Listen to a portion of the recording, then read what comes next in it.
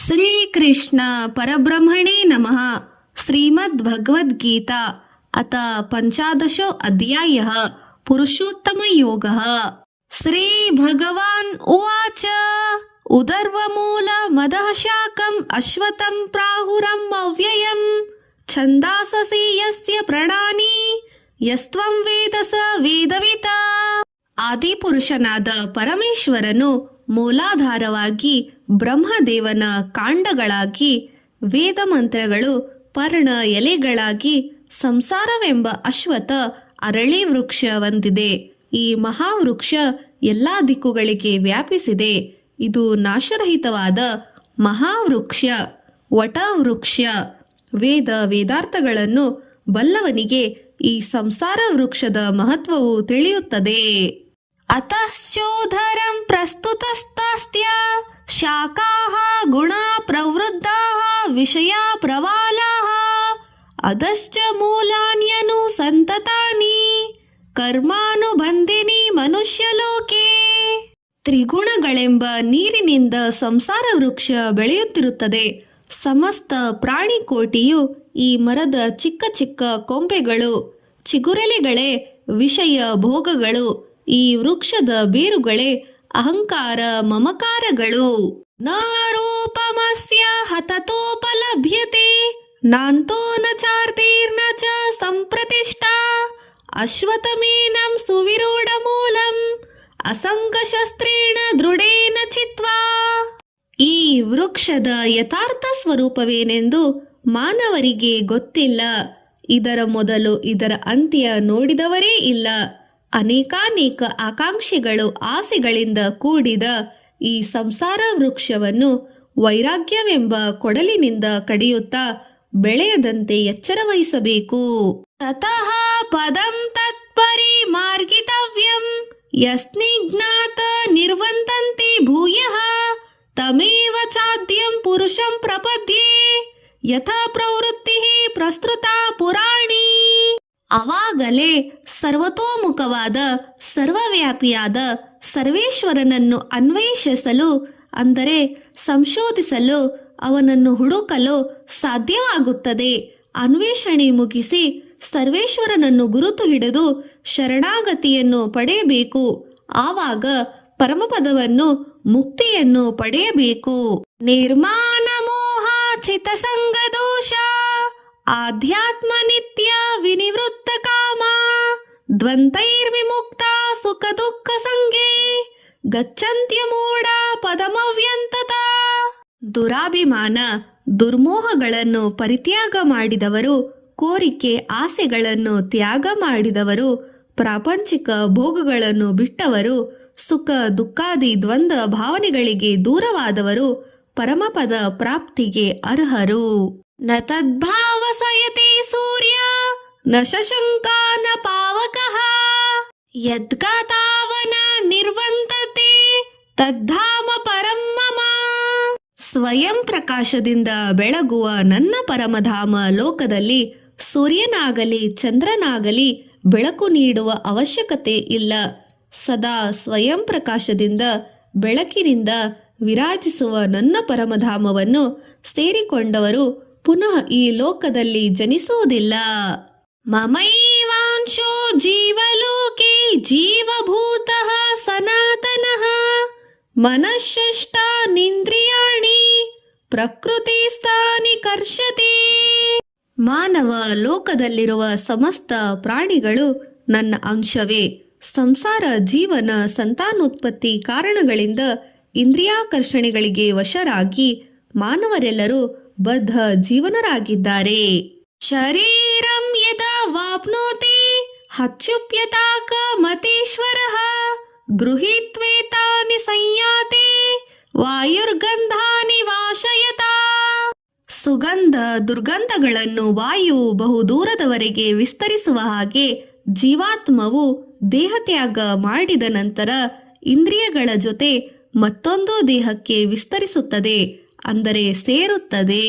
ಶ್ರೋತ್ರಂ ಚಕ್ಷುಃ ಸ್ಪರ್ಶಂ ನ ಚ ರಸಂ ನ ಘ್ರಾಣಮೇವ ಚ ಅತಿಷ್ಠಾಯ ಮನಶ್ಚಾಯಂ ವಿಷಯಾನುಪಸೇವತೆ. ಜೀವಾತ್ಮವು ಮತ್ತೊಂದು ದೇಹವನ್ನು ಆಶ್ರಯಿಸಿ ಪಂಚೇಂದ್ರಿಯಗಳಾದ ಕಣ್ಣು, ಬಾಯಿ, ಮೂಗು, ಕಿವಿ, ಸ್ಪರ್ಶ, ಮನಸ್ಸಿನಿಂದ ಇಂದ್ರಿಯ ಸುಖಗಳನ್ನು ಅನುಭವಿಸುತ್ತದೆ. ಉತ್ಕ್ರಾಮಂತಂ ಸ್ಥಿತಂ ವಾಪಿ ಭುಂಜಾನಂ ವಾ ಗುಣಾನ್ವಿತಂ ವಿಮೂಢನಾನು ಪಶ್ಯಂತಿ ಜ್ಞಾನ ಚಕ್ಷುಷಃ. ಜೀವಾತ್ಮನು ದೇಹವನ್ನು ಯಾವ ಸಮಯದಲ್ಲಿ ಬಿಡುತ್ತಾನೆ ಎಂಬ ವಿಷಯವನ್ನು ಜ್ಞಾನಿಗಳು ಗುರುತಿಸುತ್ತಾರೆ, ಮೂಢರು ಗುರುತಿಸುವುದಿಲ್ಲ. ಜ್ಞಾನ ಚಕ್ಷುಗಳು ಮಾತ್ರ ಇದನ್ನು ಸರಿಯಾಗಿ ತಿಳಿಯುತ್ತಾರೆ. ಯತಂತೋ ಯೋಗಿನಶ್ಚೈನಂ ಪಶ್ಯಂತ್ಯಾತ್ಮನ್ ಯವ್ಯವಸ್ಥಿತಂ ಯಂತೋತ ಪ್ರೋಕ್ತಾತ್ಮಾನ್ ನೈನಂ ಪಶ್ಯಂತಿ ಚೇತಸಃ. ಆತ್ಮಾನುಭವವಿರುವ ಯೋಗಿಗಳು, ಸಾಧಕ ಜೀವನರಾಗಿರುವ ಯತಿ ಸನ್ಯಾಸಿಗಳು ಮಾತ್ರ ಜೀವಾತ್ಮನ ಹೋಗು ಬರುವಿಕೆಗಳನ್ನು ಗುರುತಿಸುತ್ತಾರೆ. ಉಳಿದ ಸಾಮಾನ್ಯ ಮಾನವರು ಇದನ್ನು ತಿಳಿಯಲು ಆಗೋದಿಲ್ಲ. ಯದಾದಿತ್ಯ ಗತಂ ತೇಜೋ ಜಗದ್ಭಾಸಯತೆ ಸಕಿಲಂ ಯಚಂದ್ರಮಸಿ ಯಚ್ಚಾಗ್ನೋ ತತೇಜೋ ವಿಧಿ ಮಾಮಕಂ. ತ್ರಿಲೋಕಗಳಿಗೂ ಬೆಳಕನ್ನು ಒದಗಿಸುವ ಸೂರ್ಯ ಚಂದ್ರರ ಬೆಳಕಿಗೆ ನಾನೇ ಕಾರಣನು. ಅಗ್ನಿದೇವನ ಉಷ್ಣತೆಗೂ ನಾನೇ ಕಾರಣನು. ಗಾಮಾವಿಶ್ಯ ಚ ಭೂತಾನಿ ಧಾರ್ಯಾಮ್ಯಹ ಮೋಚಸಾ ತುಷ್ಣಾಮಿ ಚೌಷಧೇಹ ಸರ್ವಾಹ ಸೋಮೋ ಭೂತ್ವಾ ರಸಾತ್ಮಕಃ. ಸೂರ್ಯನನ್ನು ಕೇಂದ್ರವಾಗಿಸಿಕೊಂಡು ಪರಿಭ್ರಮಿಸುವ ಎಲ್ಲಾ ಗ್ರಹಗಳು ನನ್ನ ಆಜ್ಞಾನುವರ್ತನೆಯನ್ನು ನಡೆಸುತ್ತಿವೆ, ನಿತ್ಯ ಪರಿಭ್ರಮಣೆ ಮಾಡುತ್ತಿವೆ.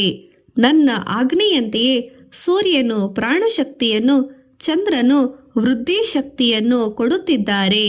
ನನ್ನ ಕಾರಣದಿಂದಲೇ ಔಷಧಿಗಳಲ್ಲಿ ಔಷಧಿಯ ಗುಣಗಳು ವೃದ್ಧಿಯಾಗುತ್ತಿವೆ. ಅಹಂ ವೈಶ್ವನರೋ ಭೂತ್ವಾ ಪ್ರಾಣಿನಾಂ ದೇಹಮಾಶ್ರಿತಃ ಪ್ರಾಣಾಪಾನ ಸಮಾಯುಕ್ತಃ ಪಂಚಾಮ್ಯನಂ ಚತುರ್ವಿಧಂ. ಸರ್ವ ಪ್ರಾಣಿಗಳಲ್ಲಿರುವ ಜಠರಾಗ್ನಿಯು ನಾನೇ. ಪ್ರಾಣ, ಪಾನ, ಉದಾನ, ವ್ಯಾನ, ಸಮಾನಗಳೆಂಬ ಪಂಚವಾಯುಗಳಿಂದ ಕೂಡಿದ ದೇಹದಲ್ಲಿ ನಾನು 4 ತರಹದ ಆಹಾರಗಳನ್ನು, ಭಕ್ಷ್ಯ, ಭೋಜ್ಯ, ಲೇಹ್ಯ, ಜೋಷ್ಯಗಳನ್ನು ಪಚನ ಮಾಡಿ ದೇಹಕ್ಕೆ ಶಕ್ತಿ ಕೊಡುವವನು ನಾನೇ. ಸರ್ವಸ್ಯ ಚಾಹಂ ಹೃದಿ ಸನ್ನಿವಿಷ್ಟೋ ಮತಃ ಸ್ಮೃತಿರ್ಜ್ಞಾನಮಪೋಹನಂಚ ವೇದೇಶ ಸರ್ವೇರಹಮೇವ ವೇದ್ಯೋ ವೇದಾಂತಕೃತ್ವೇದ ವಿದೇವ ಚಾಹಂ. ಸರ್ವ ಮಾನವರಲ್ಲಿ ಹೃದಯಾಂತರಾಳದಲ್ಲಿ ನಾನೇ ಇದ್ದೇನೆ. ನೆನಪು, ಮರೆವು, ಜ್ಞಾನ, ವಿವೇಚನಗಳು ನನ್ನ ಕಾರಣದಿಂದಲೇ ಆಗುತ್ತಿವೆ. ಸಮಸ್ತ ವೇದಮಂತ್ರಗಳಿಂದ ತಿಳಿಯಬೇಕಾದವನು ನಾನೇ. ವೇದಾಂತಗಳಿಗೆ ಕರ್ತನೂ ನಾನೇ, ವೇದ ಮೂರ್ತಿಯೂ ನಾನೇ. ದ್ವಾವಾಮಿವೋ ಪೌರುಷೋ ಲೋಕೆ ಕ್ಷರಾಕ್ಷರ ಏವ ಚ ಕ್ಷರಃ ಸರ್ವಭೂತಾನಿ ಸ್ಫುಟಸ್ಥೂಕ್ಷರ ಉಚ್ಯತೆ. ಮಾನವರಲ್ಲಿ ನಶ್ವರರು, ಅನಶ್ವರರು ಎಂದು 2 ರೀತಿಯಲ್ಲಿ ಜನರಿದ್ದಾರೆ. ಭೌತಿಕ ಜೀವನವನ್ನು ನಡೆಸುವ ಜನರು ನಶ್ವರರು, ಅಂದರೆ ವಿನಾಶವನ್ನು ಹೊಂದುವವರು.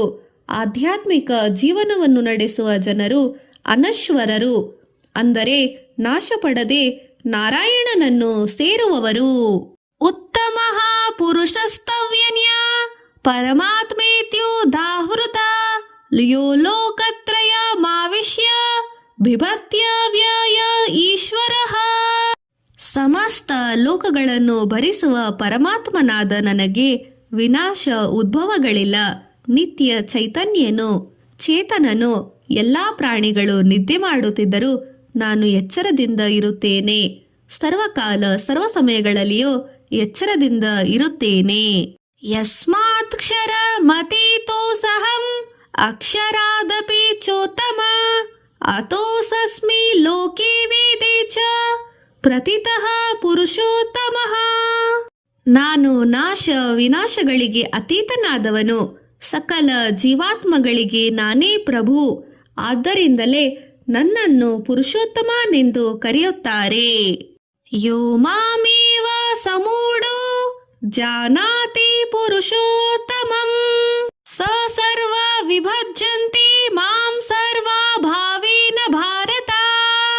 ನಾನು ಪುರುಷೋತ್ತಮನೆಂದು, ಪರಂಧಾಮನೆಂದು, ದೇವಾದಿ ದೇವನೆಂದು ಸ್ಥಿರವಾಗಿ ತಿಳಿದವನೇ ನನ್ನ ಭಕ್ತನು. ಅಂಥವನೇ ನನ್ನ ನಿಜವಾದ ಸೇವೆ ಮಾಡಬಲ್ಲವನು. ಇತಿ ಗುಹ್ಯ ತಮಂ ಶಾಸ್ತ್ರಂ ಇದಂ ಮುಕ್ತಂ ಮಯಾ ನಘ ಇತದ್ಬುದ್ಭವ ಬುದ್ಧಿಮಾನ ಸ್ಯಾತ್ ಕೃತಕೃತ್ಯಶ್ಚ ಭಾರತ.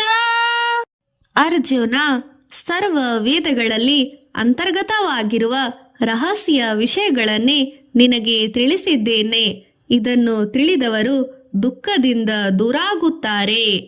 ಓಂ ತತ್ಸದಿತಿ ಶ್ರೀಮದ್ಭಗವದ್ಗೀತಾಸ್ತೋಪನಿಷತ್ಸು ಬ್ರಹ್ಮವಿದ್ಯಾಂ ಯೋಗಶಾಸ್ತ್ರೇ ಶ್ರೀಕೃಷ್ಣಾರ್ಜುನ ಸಂವಾದೇ ಪುರುಷೋತ್ತಮ ಯೋಗೋ ನಾಮ ಪಂಚಾದಶೋ ಅಧ್ಯಾಯಃ. ಪಾರಾಯಣ ಫಲ: ಅರಿಷಟ್ ವರ್ಗಗಳ ಮೇಲೆ ಹಿಡಿತ.